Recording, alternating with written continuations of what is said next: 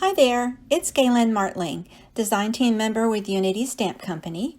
I have a flip card, and this one is going to be a front border that's going to be hand cut and hand trimmed, and I'm going to include some winter swag or florals for that border.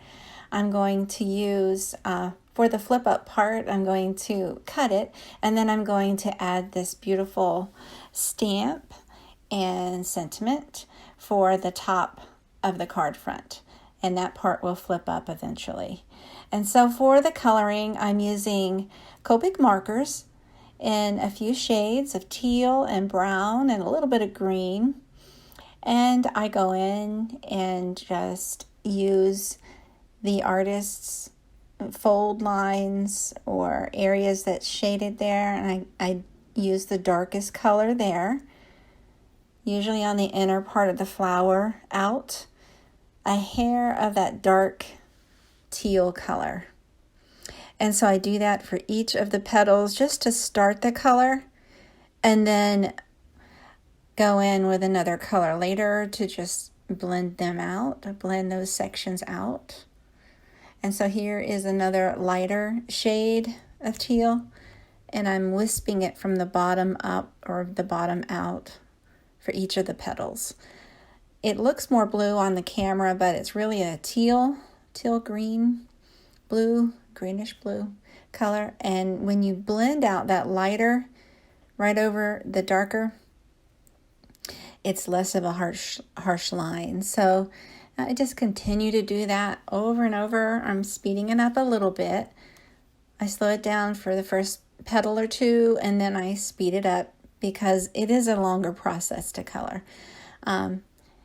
But each of the petals were done the same way. Now I'm coming with a very light teal, more of a minty color, and I'm blending into those other colors. And the very lightest shade will be right at the tip of those petals. And so there, you just use this lighter one right at the tips, and the tips downward, or the tips towards the bottom. And there you go, you have a blended turquoise flower. I'm not sure what the names of these are, but I thought it would look good in turquoise. Something non-traditional coloring, sometimes for holiday cards, is nice. I like to sometimes use traditional colors, and then other times I just want something different. So this is the leaves. I'm going to use in light green, but I'm not going to layer them.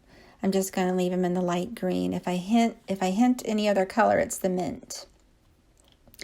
So for the pine cones, I start with the darkest brown, and I follow the outlines of where the stamp is, and I just touch along those outlines with the darkest color. And I do that for each of the pine cones. And it will blend in with the next shade down, lighter of brown.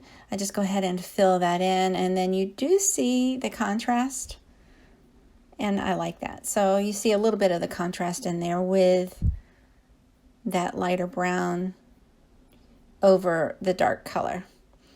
And the berries are in there. I just used just a red without any blending, and I just filled in those berries with red. And so I fussy cut that. Fussy cutting is just using a scissor and cutting out that image to use later. And so this is going to be popped up with foam tape right over that hand cut border. This is just an idea. You can leave it there without any cutting, and it looks pretty, just with a sentiment, just like that. But I wanted to cut it, and I wanted to add that paper on the inside. And so now I placed the stamp that's colored with foam tape right onto the card base front, the card front. And I'm trimming around that with scissors. Now you can use a die and die cut, sort of an oval shape, or you can use a paper trimmer and just cut it straight across, just the same.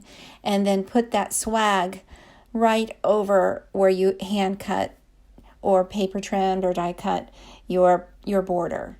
So I just chose to use scissors this time. I used double-sided flat tape to put that miscellaneous pattern paper on the inside, and I used some foam tape for the sentiment to finish it off. And so there you go, it flips up nicely, and I love it. It's so pretty. Thanks so much for watching. I hope you take a moment to subscribe to my YouTube channel and share. Thanks so much. Have a great day.